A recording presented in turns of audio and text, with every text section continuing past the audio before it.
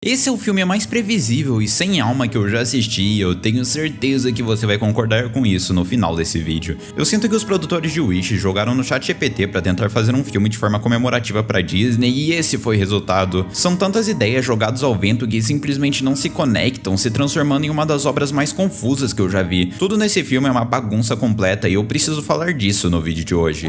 Bem, pra quem não sabe, eu tenho quase certeza que você não sabe porque a Disney praticamente ignorou a existência desse filme.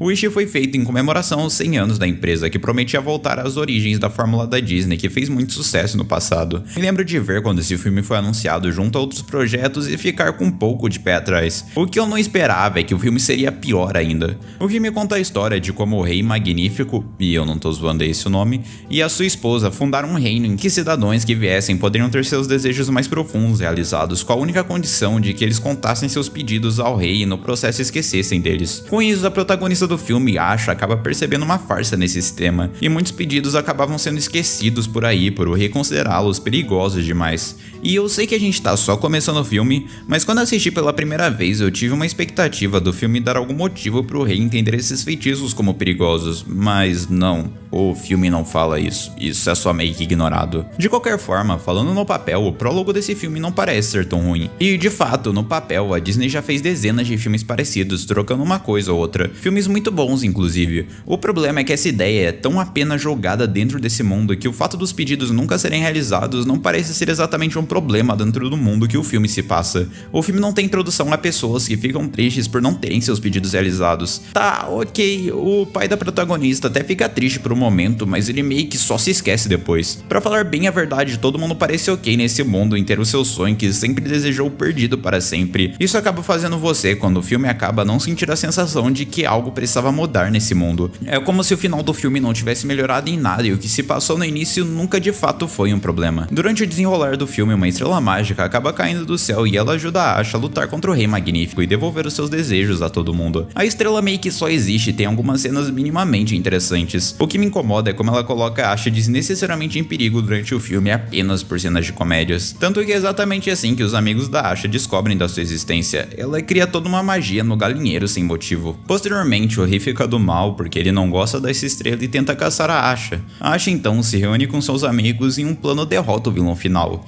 E esse é o filme. É sério, é literalmente isso. Claro, tem mais coisas que aconteceram nesse tempo, mas elas não são tão importantes. E o fato de eu conseguir resumir o filme a isso em tão pouco tempo é assustador. Não tem nada que acontece demais que merece ser relembrado. Mesmo assim, o roteiro desse filme não conseguiria passar apenas assim. Porque mesmo com a história sendo muito simples, tem cenas que eles ainda conseguiram falhar. Por exemplo, tem uma hora que o rei percebe que a Asha era quem tinha estrela. Ele com um exército gigantesco de guardas e uma das magias mais bufadas naquele momento do desenho leva apenas 2 guardas e sequer usa a magia, sendo derrotado de um jeito ridículo. O mais bizarro é que isso acontece apenas para na sequência revelar o grande plot twist do filme, que é que um personagem que ninguém liga traiu a Asha. Tipo, o rei poderia só descobrir de outra maneira com feitiço e a gente não precisava dessa antecipação toda. Mas agora, deixando a história do filme de lado por um momento, recentemente a Pixar tem estado numa polêmica gigantesca por causa dos estilos de animação em seus filmes. Pessoalmente, eu acho que a gente tem coisas maiores para se preocupar nos últimos filmes da Disney, apesar de realmente ser um estilo parecido. Agora, parece que ouvindo isso, a Disney optou por usar um estilo de animação diferente aqui, e pela primeira vez nesse canal, eu simplesmente não consigo chegar em uma conclusão sobre ele. Porque tem momentos, principalmente em cenas mais escuras, que as animações funcionam que é uma beleza. Agora, por algum motivo tem muitos ambientes mais claros que o filme parece que está em uma cutscene de um jogo de PS3 rodando a 480p. As cores ficam tão de má qualidade e sem alma que isso só fica feio, fazendo os cenários parecerem de péssima qualidade e mal finalizado. De qualquer forma, como de costume, esse aqui também é um filme musical. E meus amigos,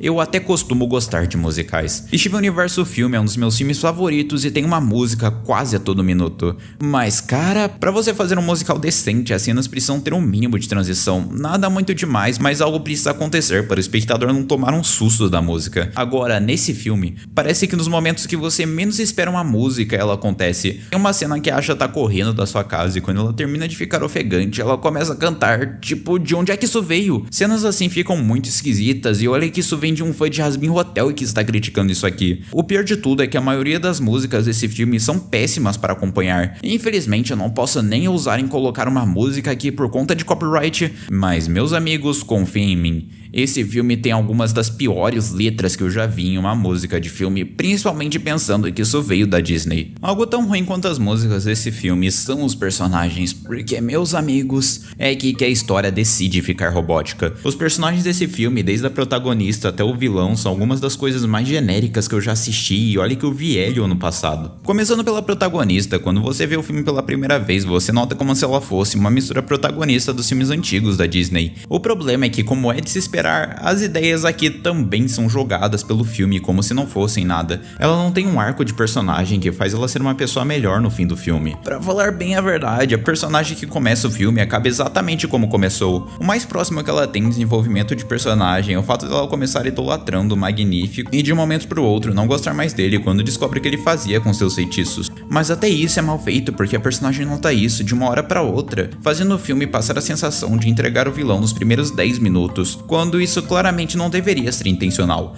Eu sei que em filmes da Disney não é tão difícil notar o cara malvado, mas a história tem que pelo menos tentar fingir que está escondendo o vilão, pra jogar alguma informação importante futuramente. Inclusive, falando do vilão, meu Glob, esse vilão consegue ser o vilão mais genérico que eu já vi em um filme da Disney. Não tem absolutamente nada de marcante que o torne um vilão digno do filme. Tipo, vamos pensar nas motivações dele por um instante. O Rei Magnífico era um cara do bem que, apesar de ter um sistema estranho de realizar desejos, nunca machucou alguém diretamente. Mas quando ele de repente um dia ouve alguns cidadãos questionarem sobre seus desejos, ele decide que queria ter o controle e poder e só matar todo mundo porque sim. Tipo, isso não parece bem em desenvolvimento. Pra falar bem a verdade, o vilão é rushado pra caramba. O filme quer dar a entender que ele tem um arco de personagem pra ficar malvado, mas na prática o que acontece é que a história decide que porque sim ele tem que ficar malvado de uma hora pra outra. Isso também é daqueles filmes que precisa colocar um animal fofo para fazer a Disney vender alguns bonecos. No caso de Wish, esse personagem é o bode, mas digamos que antes da metade do filme esse bode de repente começa a falar e, sem exceção, todas as cenas envolvendo esse bicho te dão vontade de desligar a TV de tão absurdamente vergonhosa que elas eram. Pelo menos tentando procurar algo bom aqui, eles não tentaram forçar a implementação desse personagem. Saber que ele poderia ser bem pior se tivesse mais tempo de tela me alegra. Também tem a Estrela, que tem um papel parecido de ajudar a Ash, só que diferente do bode ela é infinitamente menos odiável por não falar. Fora isso, nós também temos alguns personagens de apoio que são amigos da Asha, que são só genéricos e sem graça. Eles não têm uma cena marcante ou lembrável durante esse filme inteiro. Parece que a maioria só existe por existir e fazer número no cast do filme. Mas falando em genéricos e sem graça, tem uma coisa que pra mim atingiu o pico de ruindade nesse filme. Porque os diálogos desse filme são simplesmente uma aberração.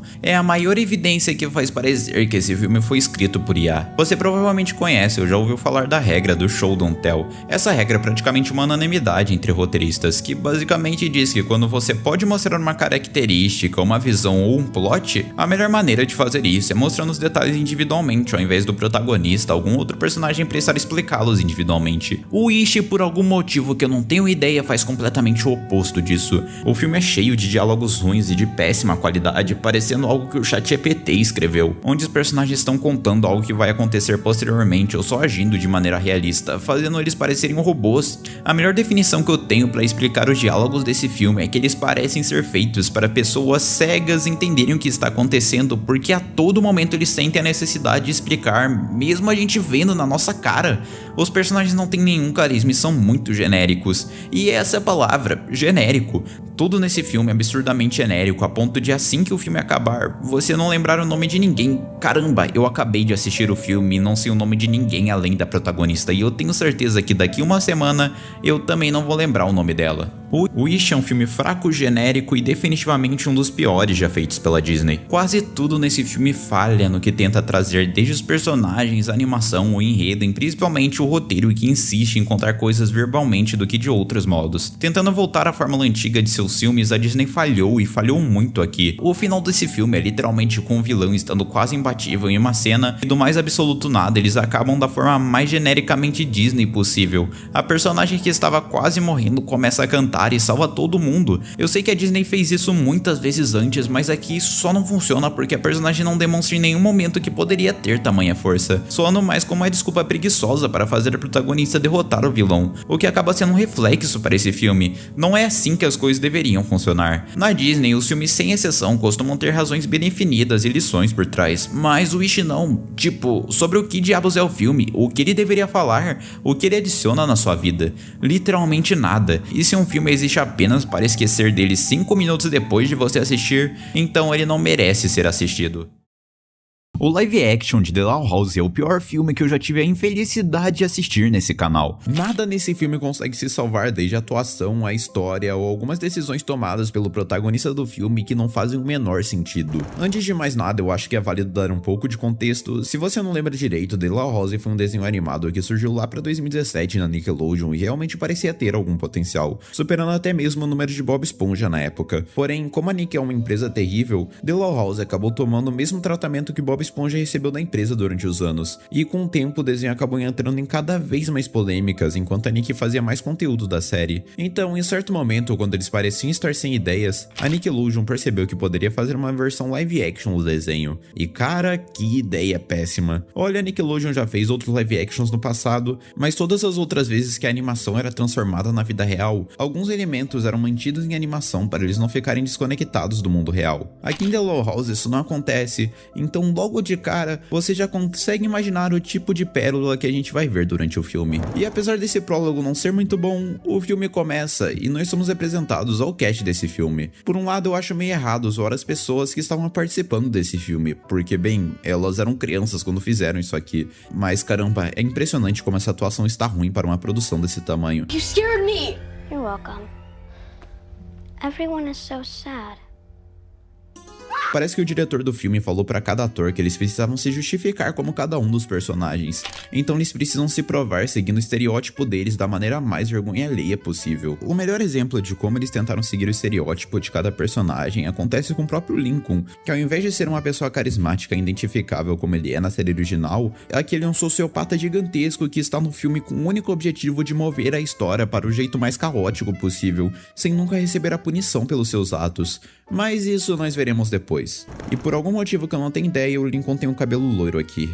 Ainda assim, se tem uma coisa que eu tenho que parabenizar a equipe desse filme por fazer, é que a Luna realmente parece uma lésbica que gosta de rock, então parabéns à equipe desse filme, eu acho. Se você ainda não percebeu, esse filme se passa no Natal, e a história dele é que a família dos Lounges estão se preparando para o Natal. Por isso, o Lincoln está muito feliz para aproveitar o dia com a sua família. Tão feliz que o Lincoln comprou um trenó gigantesco que ele se nega a carregar de jeito normal e precisa ficar girando para bater nas pessoas por algum motivo. Ainda assim, esse início de filme é algo simples, não que seja algo ruim, tipo, eu conseguiria ver um filme bom se desenrolar a partir daqui, mas essa história simples abriria o caminho para o que aconteceria depois, porque a Lori liga para dizer que ela não pode ir à casa dos Lounges no Natal. That's actually why I'm calling. I've given it a lot of thought, and I don't think I can come home for Christmas this year.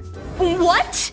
Exams are coming up, and I have a winter golf tournament 2 days after Christmas. Eu decidi colocar essa cena inteira aqui porque ela não faz o menor sentido. Onde diabos essa mulher estuda que ela tem uma prova depois do Natal? Isso não é, tipo, muito proibido, mas o pior não é nem isso. Eu não sei vocês, mas desde sempre eu fui ensinado que o Natal é um momento que você passa com a família acima de tudo. Não é o tipo de lugar que você simplesmente substitui para ir à casa do seu namorado, porque sim, não era mais fácil, sei lá, os dois passarem o Natal juntos? A partir daqui, uma coisa acaba deslanchando a outra. Aqui a Luna diz que ela não pode passar o Natal junto com a família porque a namorada dela a convidou para esquiar junto com a família dela, e a Lua por algum motivo recebeu um trabalho no Natal para fazer o show dela, então 3 crianças já não poderiam ir. Eu acho extremamente bizarro as crianças só terem um livre-arbítrio para poderem sair do Natal com a família, mas com isso permitido uma vez, esse é o tipo de coisa que você não pode influenciar. Para o protagonista dessa série, o Lincoln, isso não acontece. Os pais decidem chamar as crianças que restaram para fazer uma viagem a Miami. Isso irrita muito o Lincoln, que diz que isso acabaria com as tradições da família e seria a pior decisão de todas. Eu quero aproveitar esse momento para dizer que sou eu que acho estranho uma criança de 11 anos ficar tão brava com isso aqui? Tipo, nessa idade eu não estaria nem um pouco preocupado com esse assunto. Para convencer todo mundo, o Lincoln decide abrir o trenó dele. O porquê dele estar quebrado se há momentos atrás ele estava levantando esse monte de madeira como se ele fosse um trenó, eu não sei. Mas isso não convence nem um pouco as irmãs, que decidem continuar seguindo o plano original. Com isso em mente, tudo dando errado, é aqui que a parte psicopata do Lincoln começa a entrar em ação. Ele chama o Clyde e os dois chegam à conclusão que aquilo não poderia ficar assim, decidindo recuperar o espírito natalino da família dos Lounds. E a primeira etapa para isso acontecer era cancelar os planos das irmãs que estavam ocupadas. Mas vocês vão ver que o jeito que o Lincoln faz isso é no mínimo trágico. Começa que ele precisa ir atrás de cancelar o plano da Luna de sair com a namorada dela. Então o plano dele para isso era pegar o ídolo do rock da Luna e fazer uma mensagem editada dizendo que ele estaria indo para a cidade dos Lounds conhecer a Luna. Hello there, Luna Loud. Big Swagger here. You ring to say I'll be in Royal Woods on Christmas Day.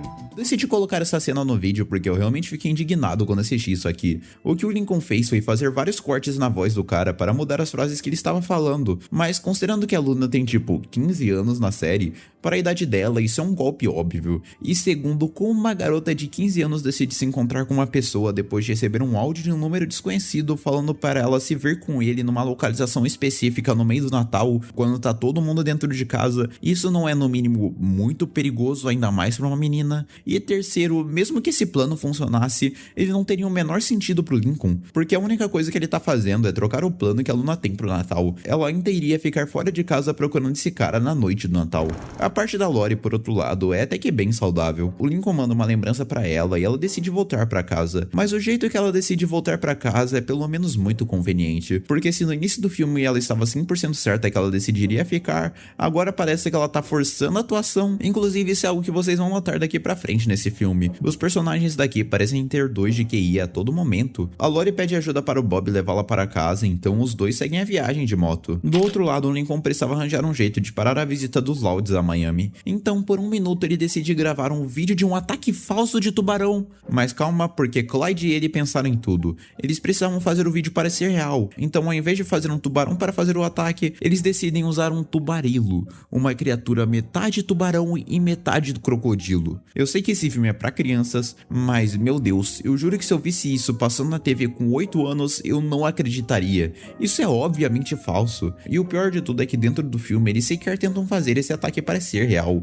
porque o tubarão sequer se move do jeito certo. Ah, e no caminho de fazer o vídeo falso, eles também indiretamente demitem a Aline do trabalho, porque sim. Mas como se já não fosse suficiente ferrar uma das irmãs no trabalho, ao invés de tentar convencer a Luan a não fazer o Natal, os dois decidem demitir ela do trabalho, e eu não tô zoando. Enquanto no caso da Lane eles fazem diretamente, aqui é na maior maldade possível, tentando dizer que a Luan fez coisas que ela não fez, passando uma imagem muito negativa dela. Eu já falei que o Lincoln nesse filme é sociopata sem motivo. O filme segue, todas as irmãs recebem as consequências das ações do Lincoln, mas lembra da Luna que ia passar o Natal com a namorada dela? Então aqui ela está em luto porque a Sam terminou com ela? Então você tá me dizendo que a namorada da Luna terminou com ela porque ela decidiu não esquiar junto com a família da Sam, sendo que supostamente o maior ídolo da Luna estava indo na cidade. Aliás, assim, não gosta de rock também? Ela não deveria, tipo, só ir conhecer um mano junto? Eu também quero chamar a atenção pro caso da Luan, porque ela é mostrada tendo uma crise assustadora de autoconfiança do seu talento. Eu também acho engraçado os pais do Lincoln lamentando a não ida pra Miami, sendo que eles planejaram essa viagem muito de última hora. Se não fosse as irmãs precisando sair, eles certamente ficariam em casa. A Lisa diz que eles poderiam consertar tudo na viagem pra Miami, porque ela supostamente inventou um spray que mataria o tubarilo. Como você inventa algo para matar algo que não existe, eu não tenho ideia. Mas o que importa é que isso resulta em uma cena meio sem sentido do spray sendo usado no Lin, e me deixa chateado saber que o personagem dele só existe para ser o bobão do filme. Inclusive, temos que parabenizar a atuação do ator do Len aqui, é uma das poucas coisas que foi engraçada nesse filme. Oh my baby, oh my lips, I can't be...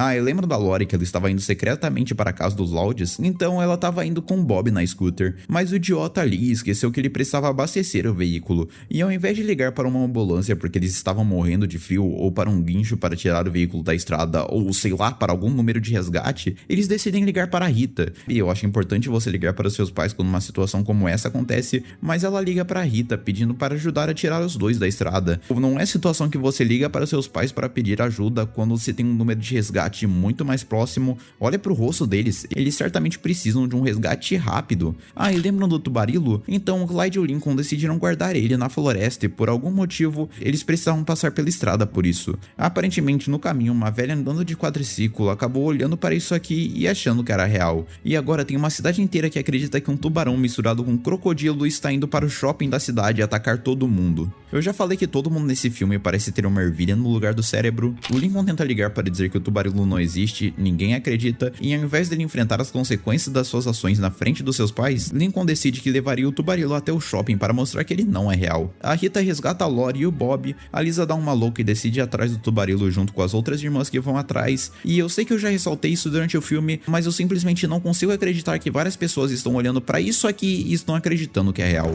No fim, o Lincoln acaba chegando até o centro do shopping, todo mundo descobre que o Lincoln era o Tubarilo, e apesar de todas as cenas revoltantes que nós vimos, a pior cena do filme inteiro aconteceria agora, porque o Lincoln revela todas as coisas horríveis que fez, mas por algum motivo todo mundo decide perdoar o Lincoln e ficar feliz com ele porque ele estava fazendo tudo para não separar a família dele no Natal. Com licença, o Lincoln literalmente demitiu 2 pessoas de seus respectivos empregos, foi indiretamente responsável pelo término de um relacionamento, além disso ele mentiu para toda a família dele, porque isso é tratado como se isso não fosse nada. Olha, animações infantis frequentemente tentam fazer o vilão se arrepender do que ele fez para justificar uma redenção no final da obra. Isso até que é bem comum e uma estratégia que funciona bastante. E você percebe que The Law House tenta fazer isso, mas a principal diferença é que Lincoln não demonstra nenhum arrependimento pelo que aconteceu. Ele não é punido pelos seus atos, e você sabe que no fim do filme ele não aprendeu nada com o que aconteceu, fazendo todo o discurso de 2 minutos dele ser muito vazio. Todo mundo se abraça, canta uma canção de Natal genérica, e assim volta pra Luna. Eu sei que o filme tem que terminar bem, e ele não pode mexer no cânone do desenho,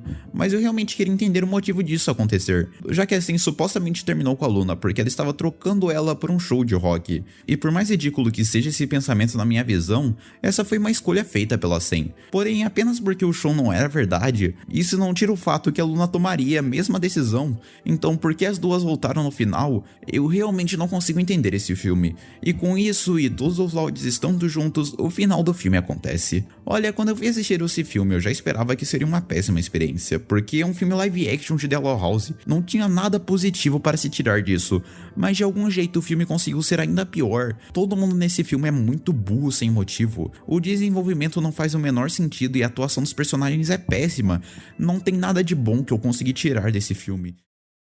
Eu tenho certeza que você não sabe que esse é o grande lançamento da Pixar para esse ano. A Disney Pixar, por algum motivo que eu sei lá cargas da água do porquê, decidiu não investir em propaganda para esse filme, resultando na pior estreia de um filme da Pixar na história, porque eles investiram 150 milhões na produção desse filme e não conseguiram fazer um marketing decente. Eu conversei com algumas pessoas quando eu fui assistir esse filme e acredite, a maioria delas sequer sabia da existência dessa obra. A Pixar é uma empresa que lança cerca de um filme novo todo ano. Vocês têm a noção que eles não divulgaram um grande lançamento deles para esse ano? As críticas desse filme, tanto no IMDb quanto no Rotten Tomatoes, não performaram exatamente mal. Para falar a verdade, elas são bem decentes. Mas, meus amigos, eu tenho muitas coisas para falar desse filme. O que eu posso garantir é que esse é o filme mais frustrante que eu vi em muito tempo por causa de uma incompetência gigantesca dos produtores em desenvolver os seus temas. É incrível como eles conseguiram falhar em todos os princípios que um dia foram referência na Disney. Algo que eu sempre admirei muito na Pixar é como esse estúdio tinha facilidade em me fazer conectar com os personagens. E meus amigos, o caso aqui é um pouco diferente. Eu juro pra vocês que eu assisti o filme semana passada e eu tô escrevendo esse roteiro hoje e eu não consigo me lembrar do nome dos personagens desse filme. Eu digo mais, se o nome do filme não fosse Ellie, eu definitivamente não lembraria do nome do protagonista também. Isso acontece porque os personagens parecem muito estereotipados aqui. O ponto do filme é que Ellie é uma criança que perdeu seus pais e por causa disso ele tem muitos problemas e mora com a sua tia. Porém, ele odeia ela porque ele acha que ela não compreende ele tão bem. E isso na teoria porque os escritores falham em passar isso daqui pra gente. Eu sinto que eles quiseram colocar alguma representação para pessoas neurodivergentes se conectarem, mas caramba, não. Ao invés deles mostrarem todo um processo de tristeza do protagonista por perder os seus pais, eles só jogam na nossa cara sem nenhum tipo de contextualização e por causa disso você não se identifica com ele. De algum jeito, isso só te faz ficar incomodado com o que acontece depois. Porque o Ellie passa alguns momentos do filme tratando mal a sua tia por motivos ridículos. A Olga, por sua vez, ao invés de se mostrar uma boa pessoa nessa parte do filme,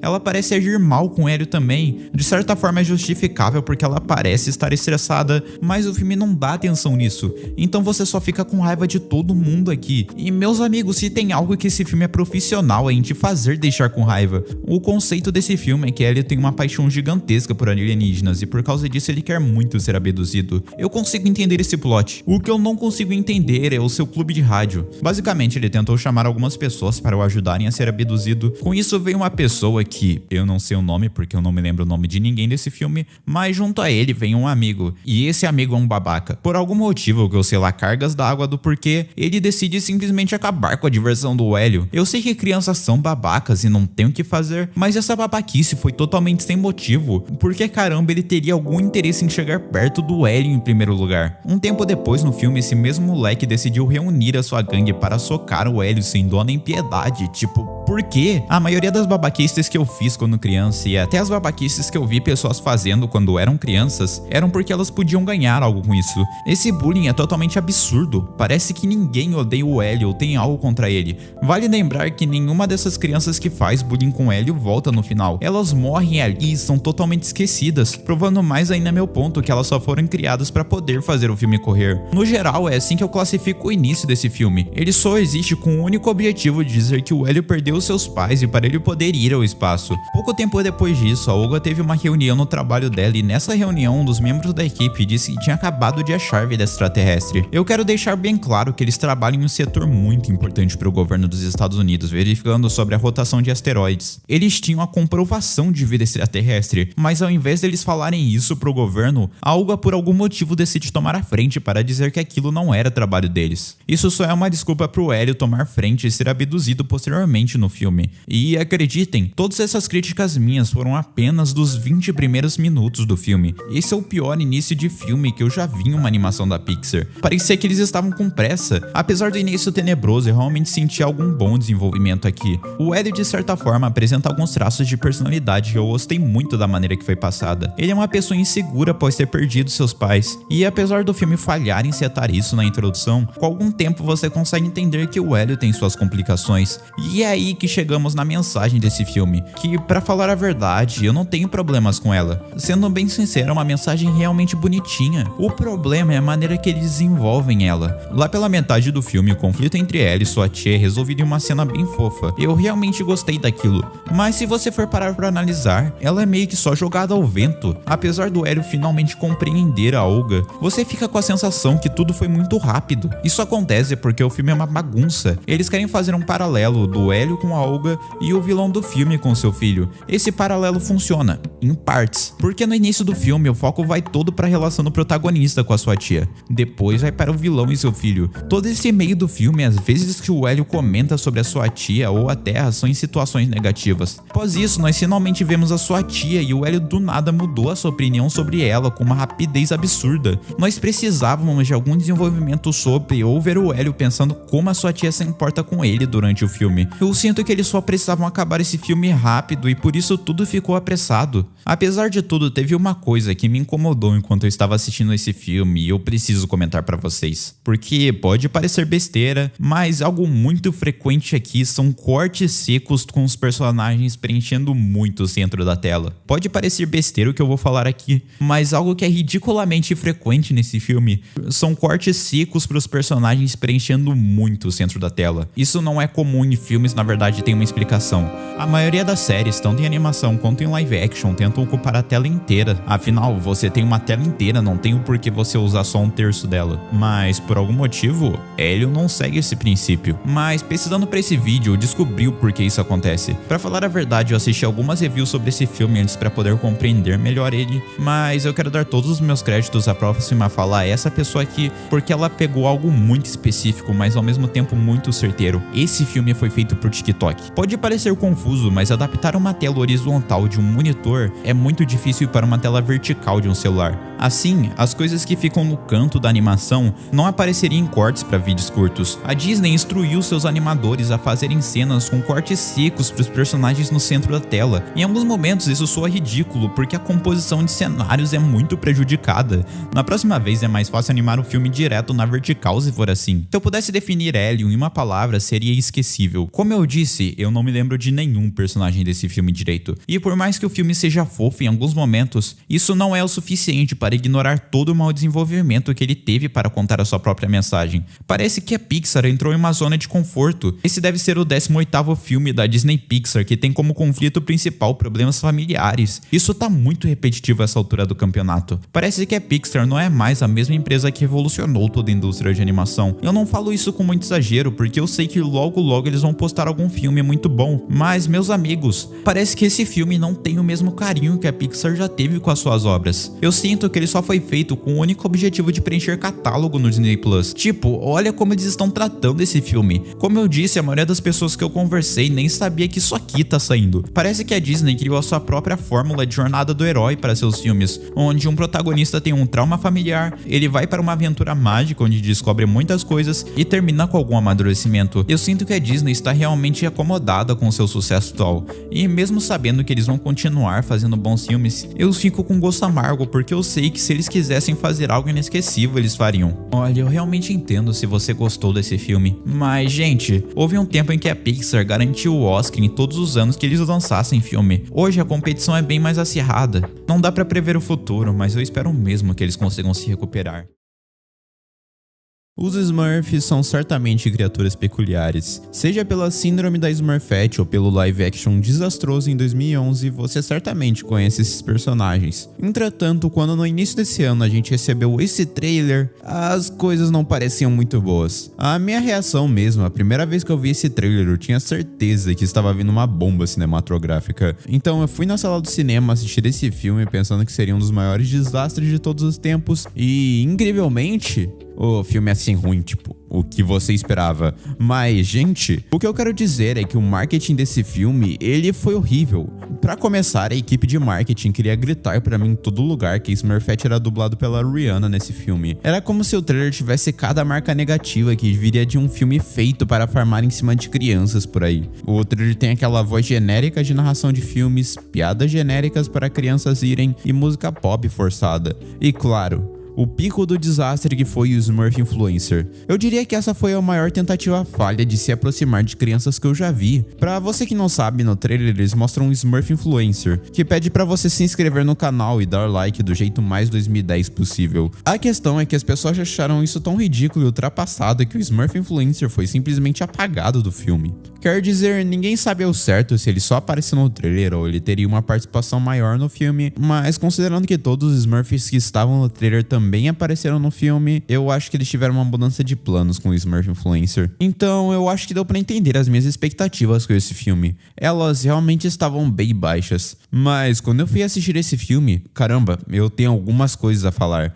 Porque, por incrível que pareça, esse filme não é tão ruim quanto o marketing sugere. Ele ainda não consegue ser nem de perto bom, mas eu sinto que a equipe de marketing não conversava diretamente com a equipe de produção desse filme, fazendo assim parecer que o produto teria um resultado totalmente diferente do que ele parecia. Caramba, 4,5 no IMDb pra esse filme é demais, principalmente depois de ver que Hélio de algum jeito conseguiu 7 nesse site. Por mais que eu odeie admitir isso, esse filme teve algumas piadas que realmente me fizeram rir. Eu realmente sinto que a equipe por trás delas conseguiu fazer algo não tão previsível assim.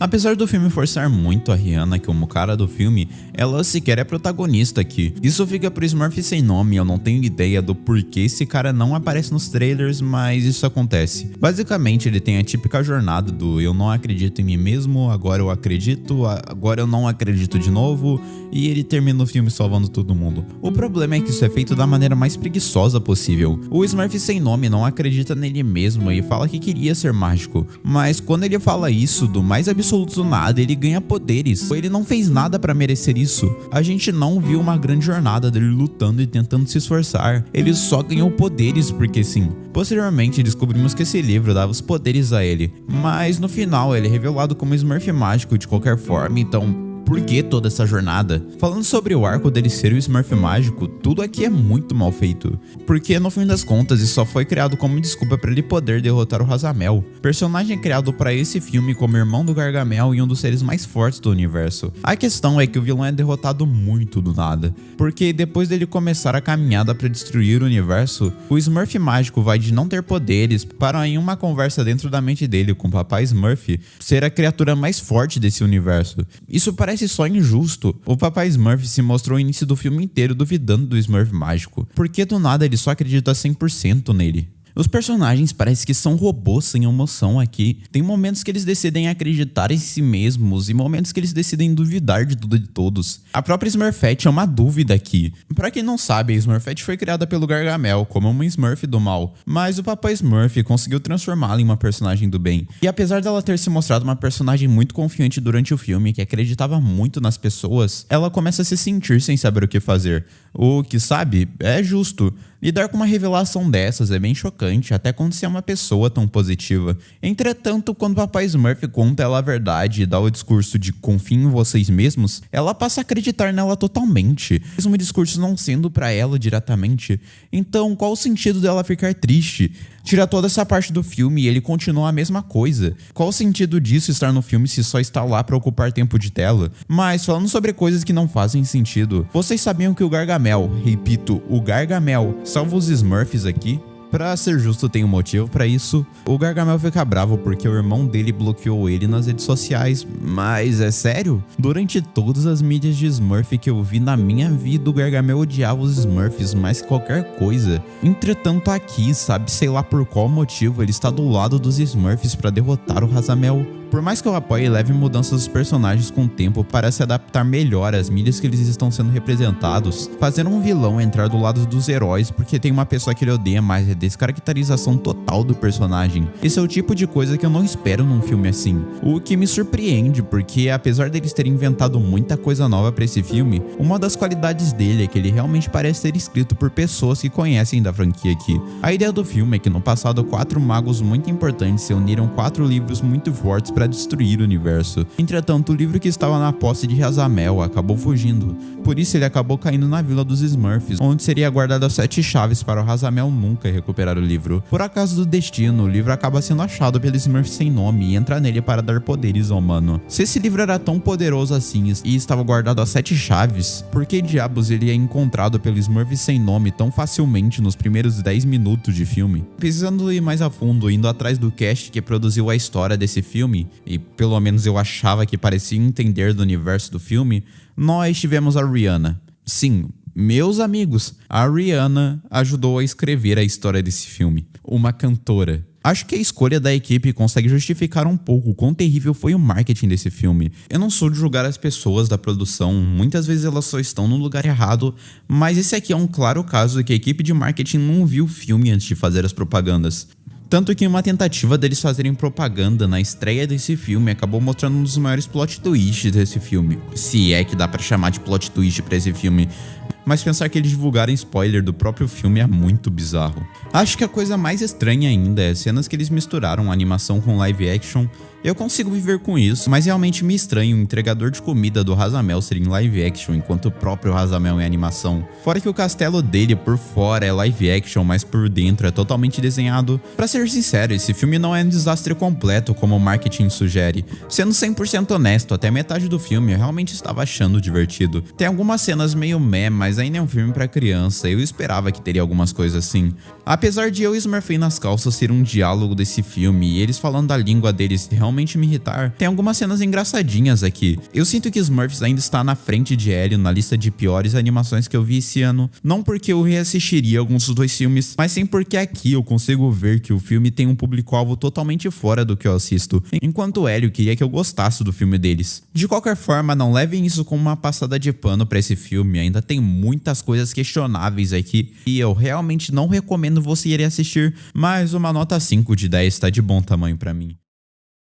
Fiona e Cake foi um desenho excepcional que expandiu o universo de Hora de Aventura e levou a franquia a um novo patamar. Pelo menos foi isso que eu tinha pensado com a primeira temporada, mas a segunda segue um caminho completamente diferente. Ao invés de aprofundar o que funcionava, ela acaba se tornando confusa, com decisões narrativas questionáveis e escolhas que enfraquecem personagens importantes. O que começou como um spin-off bem estruturado, que respeitava o legado de Hora de Aventura original enquanto trazia novas ideias, passou a gerar muita frustração, a ponto de muita gente não aceitar essa temporada como o novo normal da série. Hoje a pergunta que fica não é só se a segunda temporada é ruim, mas o que exatamente deu errado nesse processo. E é exatamente isso que eu vou tentar analisar aqui, como Fiona e Cake se perdeu na segunda temporada.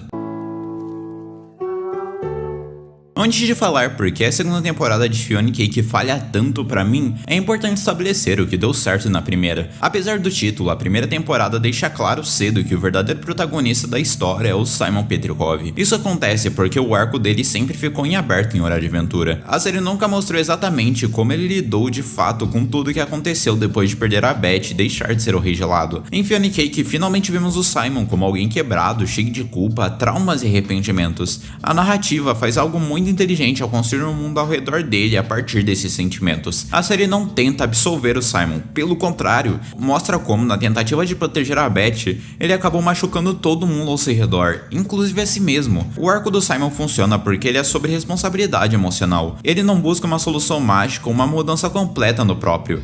O fechamento do arco com o Simon em terapia, aprendendo a não repetir os padrões do passado, é simples, extremamente coerente com tudo que Hora de Aventura sempre representou. Do outro lado da história temos a Fiona, uma jovem adulta de 27 anos, impulsiva, irresponsável e profundamente satisfeita com a sua vida. E o mérito da primeira temporada é que a série nunca trata isso como algo estiloso ou desejável. Fiona não é exaltada por ser caótica, na verdade ela é mostrada como errada por isso. Tudo isso para ao longo da temporada Fiona aprender com seus próprios desejos e entende que, assim como Simon, tentar realizá-los a qualquer custo machucaria os outros. Seu arco não é sobre se tornar uma heroína perfeita, mas sobre amadurecimento. No final, ela se estabelece como alguém mais consciente, disposta a assumir responsabilidades reais, ajudando a reconstruir a cidade e seu próprio lugar no mundo. Tudo isso resulta na temporada tendo ótimos protagonistas. Além dos personagens, outro grande mérito da primeira temporada de Fiona e Cake era sua coesão narrativa. Mesmo lidando com multiversos, versões alternativas e conceitos super complexos, a série nunca perdia o ponto. Todos os episódios de alguma forma voltavam para o mesmo tema central, as consequências das escolhas e a dificuldade de se lidar com elas, dando a sensação de avanço no desenho. Nada parecia existir apenas por existir. Cada mundo visitado, cada conflito apresentado e cada decisão tomada pelos personagens servia para reforçar os dilemas morais entre Fiona e Simon. Isso criava uma sensação clara de propósito. A história avançava, os personagens mudavam e o espectador sentia que existia uma direção bem definida, mesmo quando a série se permitia ser mais contemplativa. Assim, culminando a narrativa bem construída, personagens memoráveis e acima de tudo uma sensação de conclusão pura,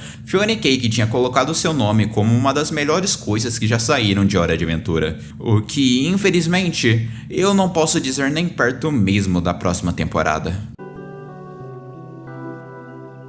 Antes de entrar nos problemas mais específicos da segunda temporada, é importante entender uma coisa: toda história precisa saber quem é a pessoa que move a história pra frente. E esse é o maior problema de Fiona e Cake na segunda temporada. A série simplesmente não sabe quem ocupa esse papel.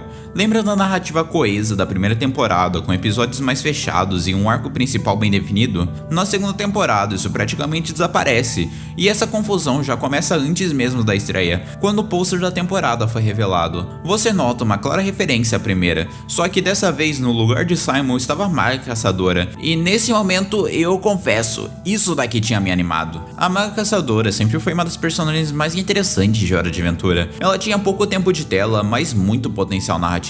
A personalidade fechada, os conflitos internos e tudo que a série já tinha construído em torno dela abriu um espaço para muito mais conteúdo em volta da personagem. O problema é que a segunda temporada nunca se compromete com isso. A Maga Caçadora simplesmente não funciona como protagonista, e vai deixar isso bem claro. Não é um problema da personagem em si, mas a função que o roteiro dá pra ela. Ela aparece e desaparece sem consistência, muda de comportamento de um episódio pro outro, na maior parte do tempo não toma decisões que realmente avançam na narrativa, e existem episódios que ela passa o tempo inteiro tentando fazer algo só pra ser invalidado no final. Isso não só frustra, como cria uma sensação de tempo desperdiçado no espectador. E quando a série falha em estabelecer a Maga Caçadora como essa personagem, toda toda a responsabilidade de fazer a trama andar acaba caindo sobre a Fiona. E como é de se esperar, isso também não funciona e eu já vou explicar o porquê daqui a pouco. O resultado dessa indecisão é uma história quebrada que levanta ideias interessantes, mas volta atrás antes de se aprofundar nelas, como se tivesse medo de se aprofundar na própria história. A Maga Caçadora acaba praticamente inutilizada durante boa parte da temporada, e infelizmente esse problema não se limita só a ela. Essa indecisão se espalha por toda a série. Vários personagens entram e saem de cena sem ter nenhum impacto sobre elas. Quando ninguém está no controle da narrativa, o avanço se torna confuso, e a sensação é que a temporada fica sempre andando em círculos. Se existia uma palavra que define o uso de personagens na segunda temporada de Fiona e Cake, essa palavra é passividade. A primeira temporada apresenta personagens novos não apenas em participações pontuais, mas como peças fundamentais para a história andar. O filho do Finn de Farmland, o Esquilo, a pequena Destilo, o próprio Hunter, todos eles tinham uma função clara dentro da narrativa e ajudavam a mover o enredo para frente.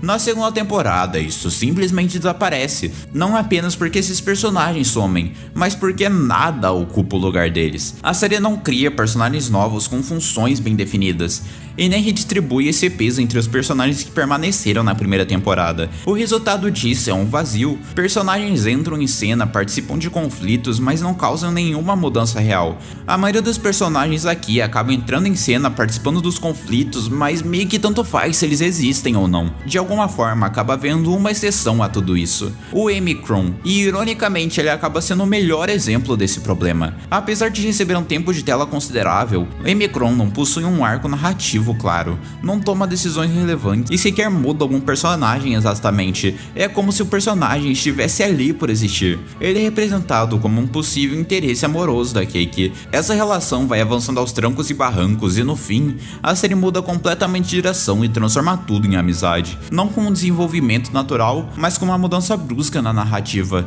e isso causa outra confusão ao espectador. Quando uma temporada já sofre com falta de tempo, dedicar o pouco tempo que você tem a personagens que não cumprem nenhuma função narrativa definida só reforça a sensação que eles estão ali para ocupar espaço. No fim, muitos desses personagens poderiam ser removidos da temporada sem que a história perdesse nada de essencial, exatamente o oposto do que a primeira temporada mostrava. Essa ausência de função narrativa sobre os personagens acaba se refletindo diretamente no ritmo da série, que constantemente desperdiça tempo com cenas e situações que não levam a lugar nenhum. E é sobre isso que eu preciso falar agora.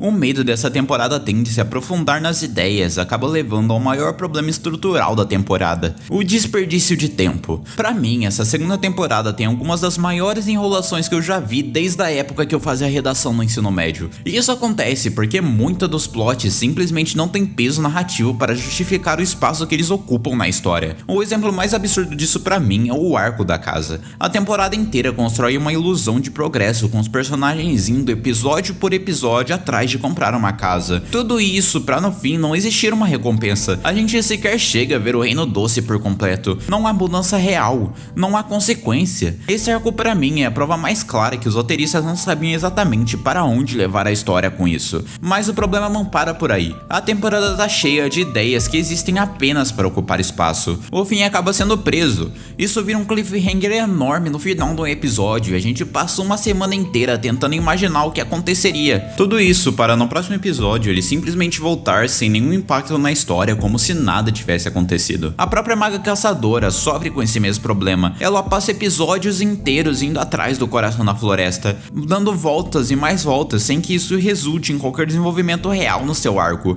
Quando parece que algo super importante vai acontecer, a série corta ou simplesmente abandona a ideia. O mesmo vale para o romance da Fiona com o Flame. É um tempo enorme investido em uma relação que ninguém pediu e não leva a lugar nenhum, além de ser muito irritante. Em contraste, a temporada chega a construir uma dinâmica muito mais interessante entre Fiona e Fennel, criando expectativa de que isso teria alguma importância, só para no episódio seguinte, a Fiona beijar o namorado dela e a história seguir como se nada tivesse acontecido entre elas no episódio final. Isso acontece o tempo todo. A espírita da floresta diz algo ao Ellis que ele precisa falar algo importante para Fiona. Isso simplesmente desaparece da história e nunca mais é mencionado. Tem vários tramas que parecem setup para algo maior, mas eles simplesmente desaparecem e eu não entendo por que isso acontece aqui. Esse tipo de escolha acaba ocupando muito tempo sem gerar nenhuma consequência, e isso aos montes em uma temporada acaba sendo muito frustrante, roubando tempo dos plots que realmente precisavam ser aprofundados. A própria doença do Finn, por exemplo. O Finn só fica doente no início da temporada porque ele caiu na árvore e a gente não sabe exatamente até agora por que ele ficou tão doente com aquilo. Esse tipo de escolha acaba ocupando muito tempo sem gerar nenhuma consequência, pegando o tempo dos plots que realmente precisavam ser aprofundados. No episódio 3, a Jujuba sugere que aquele veneno deixava ele vivo e o matava ao mesmo tempo. Até hoje isso não foi explicado e não sabemos como ele era mantido vivo. O pior de tudo é que não é como se a temporada tivesse tempo sobrando para ter essas indecisões. Pelo contrário, esse desperdício de tempo é exatamente o que faz o final parecer apressado, raso e extremamente vago. Todas essas perdas de tempo da temporada ficam ainda mais evidentes quando a gente olha para a estrutura da temporada como um todo. A segunda temporada de Fiona e Heike tem algumas das transições mais estranhas da série, especialmente na forma como ela alterna entre Maga Caçadora e a Fiona. O resultado disso é um desequilíbrio enorme, tipo 80% da temporada acaba sendo em torno da Fiona, enquanto apenas uma pequena parte se dedica à Maga Caçadora. E antes que alguém reclame de eu estar questionando o tempo de tela da Fiona numa série chamada Fiona e Heike, é importante esclarecer uma coisa fundamental. O personagem principal não é a mesma coisa que o protagonista em uma série. O personagem principal é o rosto da série. Já o protagonista é quem carrega o arco central na narrativa. É sobre quem a história está realmente sendo construída. Só de fazer essa distinção fica claro por que a primeira temporada funcionava tão bem. Mesmo com a Fiona no centro da imagem, o verdadeiro protagonista da história era o Simon Petrikov. Esse deslocamento criava um charme enorme. Já na segunda temporada, isso simplesmente não existe. Eu sequer consigo identificar com clareza quem é o protagonista aqui. A Maga Caçadora, que deveria ocupar esse papel, não recebe tempo nem desenvolvimento suficientes para se sustentar como protagonista. A história não avança o suficiente com ela. Ao mesmo tempo, a Fiona recebe um enorme destaque, mas o seu arco é essencialmente um filler, um romance muito mal desenvolvido com o DJ Flame, como não apenas ninguém pediu, como não contribui em nada para a narrativa maior da temporada. O problema não é existir um subplot romântico, o maior problema é ele sobrepor o que deveria ser o principal da história. Toda vez que a temporada começa a engajar com a trama da Maga Caçadora, o ritmo é quebrado por um drama adolescente entre dois adultos, rompendo completamente o envolvimento do espectador. O que aconteceu aqui é evidente pra mim. Existia uma história super interessante da Maga Caçadora desenvolvida, mas ela foi apressada e comprimida para dar espaço a outros temas na temporada, e assim artificialmente esticar a duração da temporada como um todo. E nesse processo, a série não apenas desperdiça o potencial, ela compromete seus próprios personagens. Ok, aqui eu preciso ser direto. A segunda temporada destrói a personagem da Fiona. Para explicar o tamanho desse problema, imagina um personagem que você gosta muito. Agora, imagina que eles anunciam uma nova temporada e boa parte da expectativa é justamente ver como esse personagem amadureceu. Então, do nada, o roteiro decide transformá-lo em alguém imaturo, egoísta e incoerente com tudo que foi construído em relação a esse personagem no passado. Foi exatamente assim que eu me senti com a Fiona na segunda temporada. Depois de 2 episódios que reforçam o amadurecimento dela em relação à primeira temporada, o roteiro apresenta o DJ Flame. A partir daí, a Fiona faz uma escolha completamente indefensável. Mesmo sabendo que ele namora, a Fiona passa a tratá-lo como prioridade absoluta, ignorando seus amigos, responsabilidades importantes e até situações graves que estavam acontecendo ao redor dela. Toda a história da casa, por exemplo, foi um problema que ela causou diretamente, mas praticamente não liga pra isso pra tentar ir atrás do Flame. Essa não é exatamente uma crítica moral à personagem. Nós vimos o que ela fez na primeira temporada. A Fiona foi alguém incrível em determinado momento. O problema é unicamente narrativo. A Fiona termina a primeira temporada como uma personagem madura, emocionalmente estável e consciente sobre suas ações. Nada nesse desenvolvimento indicava que ela tomaria decisões tão imaturas sem qualquer tipo de conflito interno ou transição. É exatamente por isso que soa tão estranha a maneira como ela age atrás do Flame. O roteiro simplesmente força esse comportamento porque a personagem precisa sustentar uma história fraca, e nesse processo rebaixa a personagem. A Fiona ignora as inseguranças inseguranças do Marshall, desconsidera completamente a amizade que ela fez com a Fennel, se afasta dos seus amigos e age como alguém que não aprendeu absolutamente nada com a jornada que ela teve anteriormente. E não, a redenção que ela teve no final não resolve isso. Pedir desculpas no último episódio não apaga o fato que por praticamente toda a temporada, a Fiona foi a personagem mais babaca da série. E quando um dos protagonistas se torna o personagem mais frustrante do próprio desenho, você percebe que a série está indo ao caminho errado. O que sobra é uma sensação de inconsistência profunda, não porque a personagem mudou, mas porque ela foi mudada à força para uma história que não sabia para onde ir. I think the reason I got all these guy friends and no boyfriend is because I don't really want to date any of them. I don't need to feel like I'm waiting to be noticed. I know who I am, and I'll know what I want if and when it ever comes along.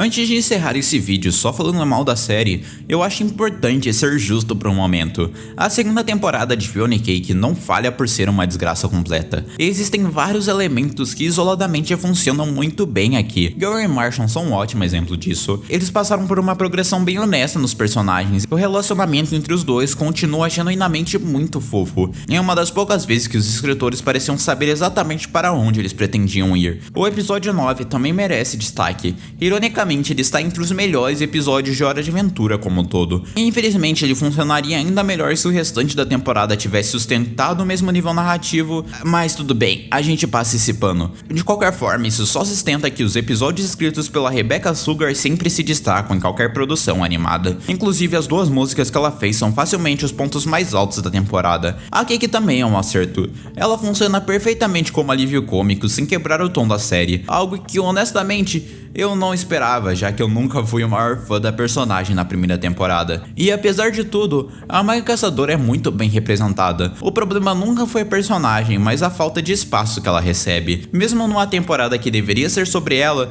ela acaba sendo subutilizada. Ainda assim, junto com a Cake, ela está entre as melhores coisas da temporada. Além disso, tecnicamente a animação é impecável. Os animadores claramente estavam inspirados. A abertura, inclusive, apesar dela ser meio genérica, é uma aula de direção e identidade visual. Infelizmente, nada disso acaba conversando bem entre si. Existem ótimas ideias, um episódio bom e ótimos personagens, mas todos esses pontos são brilharecos isolados, e quando essas partes não formam um grupo coeso, nem mesmo os acertos conseguem carregar os problemas dessa temporada. Dito isso, dá pra seguir para o que, pra mim, foi o maior problema da temporada como um todo: o decepcionante final da série.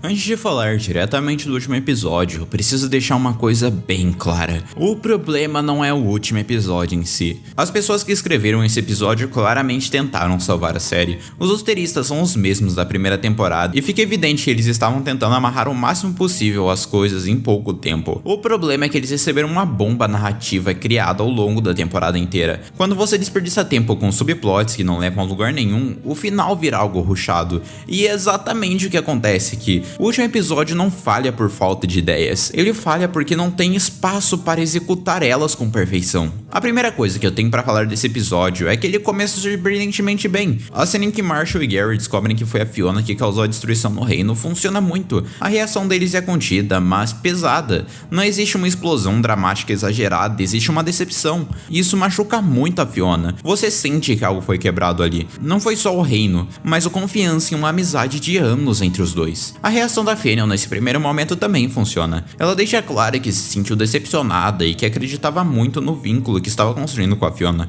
O sentimento de traição emocional é bem colocado aqui, e até esse ponto, o episódio finalmente parecia disposto a lidar com consequências. O problema é que isso dura pouco. Conforme o episódio avança, fica cada vez mais estranho o quanto a série decide não responsabilizar o Félix. Ele literalmente traiu a Fennel, e ainda assim, a narrativa não cria nenhum atrito real em cima disso. Diferente da Fiona, a série nunca aponta uma dependência emocional clara da Fennel em relação ao Flame. Então, porque ela simplesmente ignora isso, essa mudança nunca é trabalhada, só acontece. Mas isso a gente segura por enquanto. Logo depois temos uma sequência da Mãe Caçadora, e aqui não tem muito o que discutir. Quando essa personagem entra em cena, a série vira outra coisa no quesito qualidade. O tom fica mais sério e a narrativa parece finalmente saber o que deve fazer. Cortamos então para o momento que todo mundo achava que o Finn iria morrer. Então uma ideia torta da Jujuba começa começa a ganhar força. Preservar o Finn para torná-lo imortal é uma proposta pesada com implicações morais enormes, e exatamente por isso é estranho que quase ninguém se oponha a essa ideia da Juba.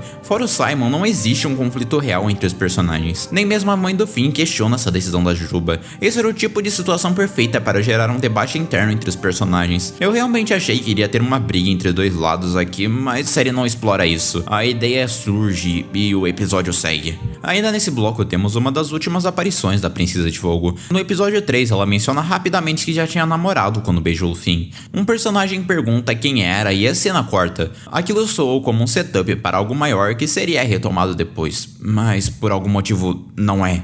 Esse detalhe nunca volta a ser relevante. Pode parecer um erro pequeno, mas o meu ponto aqui é a repetição desses erros que acontecem na temporada. A temporada joga ao vento informações muito importantes no ar sem qualquer intenção real de desenvolvê-las. Essa temporada é mestre em jogar coisas ao vento e eu não entendo por que eles fazem isso. Quando a Maga Caçadora finalmente age, temos uma cena visualmente bem bonitinha, com as cores do meteoro e um clima emocionalmente muito forte. Ela restaura o Finn, ou pelo menos o corpo dele. A consciência fica perdida e agora a missão de salvar sua consciência cai nas mãos da Fiona. E olha, esse aqui talvez seja o menor dos meus problemas com o episódio, mas ainda assim me incomoda. A Maga Caçadora passa a temporada inteira fazendo coisas extremamente difíceis para restaurar o Finn. A seiva da árvore é tratado como algo essencial e a única maneira de restaurar o humano. Quando ela perde isso no episódio 9, o clima é de derrota total, mas no momento em que ela chega em Oo, tudo se resolve rápido demais. Fica a sensação de que o impossível virou possível sem nenhum esforço da maga. Não porque a ideia é ruim, mas porque faltou construção nesse tema. Quando a narrativa corta pra Fiona, surge nos momentos mais frustrantes do episódio. O Félix aparece, conversando normalmente com ela como se nada tivesse acontecido. E meu Deus, meu senhor, meu globe, porque o Félix aparece bem conversando com a Fiona aqui. Desde o terceiro episódio eu tive que aguentar esse personagem sendo a pior pessoa do desenho, até mesmo pior que a Fiona. E ele nem ao menos é mostrado se dando mal no final ou tendo um arco de redenção. O que, sabe, é uma das principais coisas que o desenho deveria fazer. É frustrante quando um personagem que você odeia por ser um babaca não recebe consequências por suas atitudes. Eu entendo o que eles queriam fazer aqui, mas não tinha a menor necessidade de mostrar o Félix. Tipo, se era com o intuito da Fiona enfrentar os seus pontos fracos, era mais fácil só colocar ela em frente a alguns cartazes do Flame, superando ele aos poucos. Do jeito que ficou, até parece que o personagem foi perdoado por tudo que fez na temporada. Mas fiquem tranquilos, porque essa não é a primeira vez que você vai querer desligar a TV com desenho. Por uma das poucas vezes na segunda temporada, Fiona volta a usar a roupa clássica de Hora de Aventura, e ela acha o Finn nos dando uma conversa entre o humano e, bem, a humana. Todo mundo que eu vejo elogia muito essa cena. E de início eu confesso que eu amei o que eu assisti, mas depois de ver essa cena algumas vezes para fazer esse vídeo, eu comecei a me incomodar. Não exatamente por causa da cena em si, mas porque eu senti muito que os escritores tentaram passar uma mensagem de: ei, olha, a Fiona errou muito no passado. Agora, como ela é com certeza uma pessoa melhor e consertou todos os seus problemas, ela vai ajudar alguém que também tá errando. Eu não vou levar esse ponto tão a sério, porque pode ser apenas eu sendo chato, mas caramba, não é possível que eu fui o único que fiquei com essa sensação. Com isso, o fim é consertado. E meus amigos, aqui nós temos uma das cenas mais estranhamente mal montadas para uma série com esse orçamento. Eu vou passar ela por inteiro aqui para vocês tentarem entender o potencial desperdiçado. Finn, você tá bem? Oi, amor. Você fez alguma coisa no seu cabelo? Primeiramente, destaque para as árvores da caçadora. O simbolismo de ser uma árvore florescida me pegou. Mas agora vamos para a coisa ruim. Em finais de série, principalmente em filmes, nós temos as chamadas cenas de maiores impactos. Essas são as chamadas finalizações do clímax muitas vezes. Aqui você tem que dar foco total na cena para uma conclusão satisfatória a quem estará assistindo. Um clichê que acontece muito em filmes da Disney é o clássico momento em que o personagem quase morre, todo mundo acha que ele morre, mas por algum milagre ele fica vivo e acaba beijando seu interesse amoroso. Agora, Fiona Cake, sabe sei lá por qual motivo, pega a cena de maior impacto do desenho inteiro, o momento que todo mundo esperava ver, e resolve ela em 10 segundos, desperdiçando um potencial imenso nessa cena. Ao fazer uma cena rápida demais, ela acaba sendo muito menos lembrada do que poderia. Eu estava assistindo esse episódio com o Mario e ele nem sequer conseguiu pegar que os dois personagens estavam se beijando porque foi uma cena rápida. Essa cena é uma escolha muito estranha na minha opinião.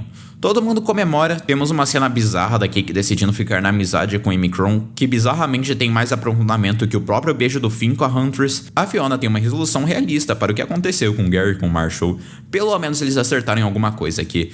Temos uma montagem com time skip curto, com o Finn e a Huntress ficando juntos. Acho muito bonitinho a equipe de simbolismo aqui, com eles ficando juntos num pântano, um lugar que as árvores crescem devagar, mas quando terminam, tem uma base bem sólida. Marshall fica com a Simone e o Omicron cora pra Cake no final. Então, por que a gente viu os personagens ficando só na amizade há menos de 30 segundos atrás? A cena prossegue e aqui vemos a Fennel, a Fiona e o DJ Chama na mesma sala, aparentemente estando bem entre si. Meus amigos, a esse ponto isso aqui é só ridículo. Essa resolução não sou humana, eu não consigo acreditar que a Fennel só ficou bem com tudo que aconteceu. O namorado dela não beijou outra pessoa na frente dela. Ela também fica bem com a Fiona muito rápido, ao ponto que isso soou estranho. O conflito era grande demais para ser resolvido em tão pouco tempo. O episódio continua, a Fiona e seus amigos ficam bem entre eles, e eles descobrem que no fim, o mundo da Fiona era só uma pequena porcentagem do mundo real, com um mundo novo para explorar, e com o Woodson aparentemente tendo alguma coisa para resolver no mundo da Fiona. Depois de passar por todos esses pontos, fica claro que a segunda temporada de Fiona e Cake tropeçou exatamente naquilo que fazia a série boa para começo de conversa. Faltou coesão na narrativa, entre os temas, personagens e na estrutura. O resultado é uma temporada confusa, que não sabe exatamente para onde quer ir. A narrativa é fragmentada, sem um arco central bem definido, e chega ao ponto de nem deixar claro quem afinal é o verdadeiro protagonista da história. A temporada se divide entre um plot mal desenvolvido e um subplot secundário de péssima qualidade, que além de consumir tempo demais, ainda consegue regredir uma protagonista que já havia passado por um amadurecimento completo. Isso transforma a experiência em algo passivo e frustrante. Personagens que não movem a trama, conflitos que se resolvem sem peso, momentos emocionais que passam rápido demais e, acima de tudo, a sensação constante de que a história nunca soube exatamente para onde queria ir. Justamente o oposto do que a primeira temporada entregou com tanta força. E é importante deixar isso aqui claro, isso daqui não vem por falta de talento. A equipe é praticamente a mesma da primeira temporada. A animação continua impecável, e em momentos isolados, como no episódio 9, a série lembra o que Fiona e Cake já foi capaz de fazer. O problema é que a história se quebra sozinha. Tudo indica que após o sucesso inesperado da primeira temporada, a série foi expandida sob pressão, sem ter um plano ideal para onde ir na sequência. E diferente de transições bem sucedidas como Come Along With Me para Together Again, aqui parece ter faltado um consenso criativo. Sinceramente, em vários momentos dá a impressão que nem mesmo a equipe sabia qual ideia seguir. No fim das contas, Fiona e Cake temporada 2 se torna a prova que bons ingredientes não sustentam uma história sozinha. Sem direção clara e compromisso com seus personagens, até mesmo um universo tão rico como Hora de Aventura se perde. É uma falha gigantesca em relação à primeira temporada e talvez a maior decepção de toda a franquia até agora. Algo especialmente doloroso para quem viu na temporada inicial um dos melhores legados que Hora de Aventura já deixou. E sim, como vemos no pós-crédito, a história vai continuar. Eu prefiro acreditar que dessa vez existe um plano, de verdade. Eu ainda torço por mais histórias nesse universo de Hora de Aventura. Oi gente, antes de começar esse vídeo é importante avisar que ele contém algumas situações mais complicadas envolvendo temas sensíveis, incluindo abuso físico e psicológico. Então, se você é de menor ou tem algum gatilho sobre o assunto, eu recomendo você pular esse vídeo. Hazbin Hotel, um show sobre uma demônia, princesa do inferno e filha de Lúcifer, que ironicamente é uma boa pessoa e acredita na redenção das pessoas. Essa é a Charlie Morningstar, que graças ao apoio de Alastor, um pecador que parece ter alguma energia maligna, ela consegue financiamento suficiente para fundar o Hazbin Hotel, um lugar onde pecadores que se arrependeram podem ir ao paraíso através da redenção. Uma ideia muito boa, não é mesmo? E de fato, eu gosto bastante disso. A discussão que a série passa é muito interessante de se alguém que foi ao inferno de algum jeito consegue se redimir e virar uma boa pessoa. O desenho saiu ano passado e assim que eu vi aquilo eu amei totalmente. As músicas me passaram muito hype da obra, eu me vi envolvido perfeitamente na série. Era como se a série fosse só uma das melhores que eu tinha visto. Mas um ano e alguns meses depois eu reassisti a série algumas vezes durante esse ano, mais do que eu gostaria, pra falar a verdade. E embora muitos dos pontos positivos tenham se mantido, eu perdi muito do amor que eu tive por essa obra algum dia, a ponto de eu nem conseguir considerar ela uma das minhas favoritas hoje em dia. Então se preparem e vamos ao inferno.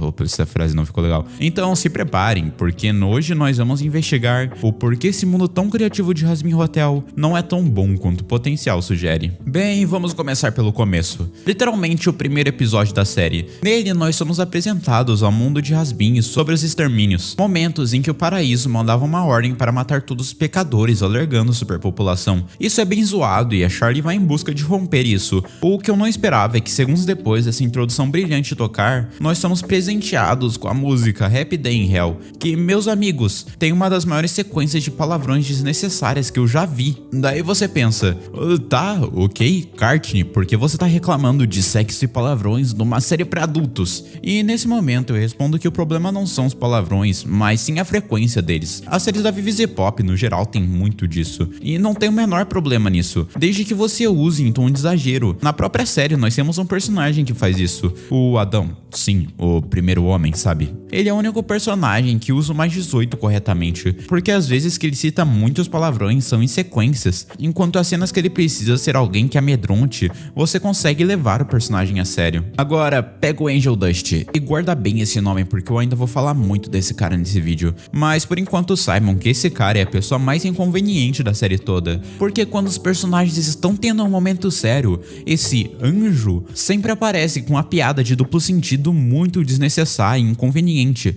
Por exemplo, no episódio que os personagens se separam do Alastor para melhorar a relação com o grupo, a Charlie está muito empolgada e entusiasmada com isso e pede sugestões de como melhorar a relação da equipe. O Angel fala que tem uma sugestão, mas quando damos espaço para ouvir a sugestão dele, o filho da mãe leva todo mundo para um estúdio de BDSM. E se por acaso você ignorou a restrição de idade do vídeo, por favor não pesquise o que é BDSM no Google. Mas tá tudo bem, algumas piadas são ignoráveis, e pra falar a verdade, elas realmente são. Mas sabe o que não é ignorável? A história desse desenho. Daí você deve estar achando estranho, porque o planejamento da série é muito bom. E isso é verdade, como eu falei no início, eu acho muito legal a premissa da série. Mas como ela é executada, bem, isso é outros 500. Porque Jasmine Hotel é muito rushado. Não no sentido Murder Drones, esse desenho você precisa ter um diploma no MIT pra entender de primeira, mas no sentido que a história da série é muito confusa no seu objetivo central. Eu digo isso porque todos os episódios desse show praticamente contam umas 200 histórias ao mesmo tempo e nada delas é realmente aprofundada. Por exemplo, os Overlords. Nós sabemos que eles existem, que eles estão no topo da hierarquia do inferno, mas como eles de fato funcionam? A partir de que momento você vira um Overlord? Sabemos que os Overlords têm muitas almas colhidas. O Alastor tem a Nivit e o Husk, mas pra onde vão as outras almas dos outros Overlords? Eles só matam essas almas? O paraíso, um conceito extremamente interessante que eu queria muito que fosse explorado. Talvez não numa primeira temporada, mas já que ele foi, acredito que seja válido apontar o quão rushado esse conceito é. Os personagens nem encontram os anjos direito e vão direto pro julgamento. Isso me incomoda porque o que eles explicam, a equipe explica muito bem. Eu entendo direitinho o que a série quer dizer, mas justamente por causa disso eu acabo me incomodando com os conceitos serem explicados pela metade. Caramba, 6 meses de história foram contados em 8 episódios. As coisas parecem erradas aqui. Eu imagino que isso ainda possa ser abordado numa segunda temporada, então prefiro não manter como crítica, mas eu gostaria de saber até que ponto a Charlie vê redenção como algo útil. Porque, pelo menos pra mim, é claro que existem diferentes níveis de coisas que possam levar uma pessoa ao inferno. Um homicídio, por exemplo, é muito diferente de uma pessoa que roubou um pão numa padaria, por exemplo. Acredito eu que a Charlie apoia a redenção até um certo meio termo. Espero eu que esse tema seja abordado ao decorrer da série. No mais, Jasmine Hotel é uma série que tem um ritmo muito acelerado. Eles realmente queriam adiantar a introdução da série no menor tempo possível. Eu digo isso porque o problema em si não é nenhuma temporada curta. Caramba, The House teve 3 episódios finais em uma temporada e eles conseguiram fechar o desenho perfeitamente. Mas a maneira que eles aceleram e resumem a história para caber tudo em pouco tempo é muito frustrante, limitando toda a criatividade que a história poderia ter. O último ponto que eu tenho para trazer aqui também é um ponto que mais me estressa. Eu realmente gostei do Angel Dust após aquela música com Husky. Ele é um personagem muito complexo e profundo. Agora, o Angel Dust no início da série é um downgrade completo do que a gente viu desse cara no piloto, sendo muito irritante em alguns momentos. Parece que eles tentaram algo semelhante com o Adão aqui, mas falharam miseravelmente em tornarem o personagem dele tão marcante quanto o do primeiro homem. Porque sim, o Angel fala muitos palavrões, é inconveniente e constantemente um completo babaca, assim como o Adão, mas tem uma diferença central na ideia dos dois personagens que me fazem amar um e odiar o outro. Em primeiro lugar, o Adão é um vilão, ele é feito pra ser babaca, enquanto o Angel Dust é só um dos protagonistas e deveria pelo menos se mostrar interessado em estar do lado da Charlie. Em segundo lugar, o Adão tem muito menos tempo de tela com o Angel, e nesse tempo de tela eu não me sinto cheio das mesmas piadas, fora que ele realmente sofre as consequências por ser assim, com os personagens se mostrando desconfortáveis perto dele, enquanto o Angel, por outro lado, ele tem o dobro de tempo de tela e eu fico muito cheio das piadas que ele tenta fazer, sendo mais previsíveis que qualquer outra coisa. Pior de tudo é que ele é um personagem só muito inconveniente, tipo o episódio que começa com ele mostrando nos filmes dele, totalmente de graça. Fora isso, tem uma cena que eu queria falar faz um tempo, mas considerando que meu canal raramente tem vídeos para um público mais velho, eu tentei evitar. Entretanto, aproveitando o momento, em determinado episódio descobrimos que o Angel deve sua alma a Valentino, que abusa mentalmente e sexualmente do Angel 24 horas por dia. Por causa disso, nós temos uma infeliz sequência, onde o Valentino leva o Angel ao seu camarim privado, e ali o Angel é abusado fisicamente, dessa vez sendo violentado e realmente se mostrando machucado por tudo que ocorreu. Eu não quero tocar muito nesse tópico, nem desrespeitar alguém que passou por algo parecido, mas é fato que esse grupo de pessoas costuma ter certa dificuldade envolvendo toques físicos com alguém depois de ser abusado, por causa de gatilhos e PTSDs envolvendo a cena de quando aconteceu.